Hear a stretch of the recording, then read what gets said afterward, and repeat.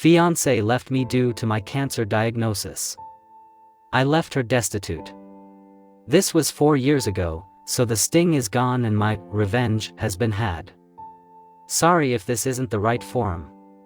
We dated for 4 years and had what I thought was a great relationship. We were both well-established professionals who both owned homes in the same neighborhood and both had daughters in the home. Her daughter was 11 and mine was 16 when we met.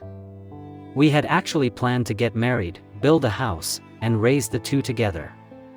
We planned the house build because she had recently been diagnosed with a neurological disease that would eventually put her in a wheelchair and needed something ADA-friendly.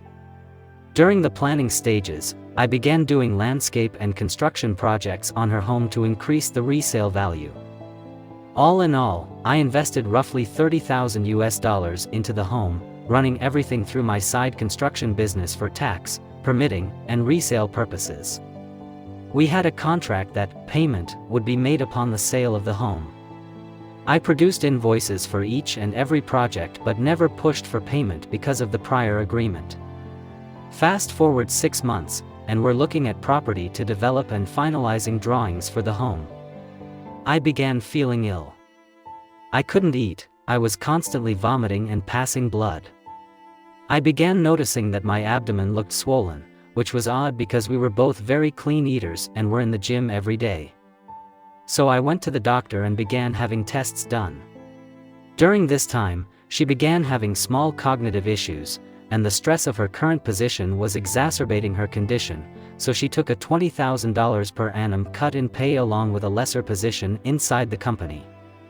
After a month or so of different tests, and a biopsy, it came back that I had a golf ball-sized tumor in my stomach, and would need to begin chemotherapy. So I began chemo and radiation treatments, which made me, expectedly, extremely ill. She was spending time helping around my place on the weekends and staying over more, to the point that they were both at my home more than theirs.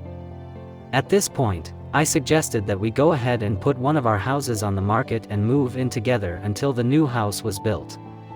I have great supplemental insurance as well as a long-term illness plan, so using that, coupled with the sale of one of our houses, would push us through comfortably, and help ease the financial stress on her. Shortly after this discussion, she became extremely distant. Her daughter wasn't coming down and hanging out with mine anymore, she had excuses for not getting together. She quit driving me to treatments and stopped staying over. She then dropped a bomb. A sentence that will forever be burned into my psyche: I love you, but I can't see myself taking care of someone this sick in the long term, and I don't think we should see each other any longer. In a text. It broke me. I won't lie. This was the first woman I had ever opened up to and planned a life with since my wife died when my children were 1 and 3. However, I tried to be mature about it. I forced myself to understand her position and to accept what I could not change. I calmly, the next day, gathered all of her things, packed them neatly, loaded them in my truck, and took them to her house to leave on the back porch while she was at work, in order to avoid any awkward exchanges. Walking around the back and under the porch cover, I sat down in a box and saw her in her back living room, on the couch, having S*X with a man that she had introduced to me as a lifelong friend. I had dinner and drinks with this man and his girlfriend. We had gone on vacation with them as well. I never spoke of the incident with her and simply sent her a text later, explaining that I would leave her things on my side porch to pick up at her convenience.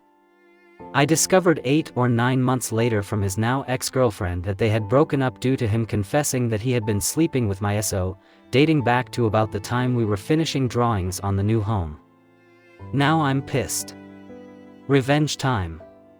At this point, I had finished chemo and radiation for the time being and was feeling healthier.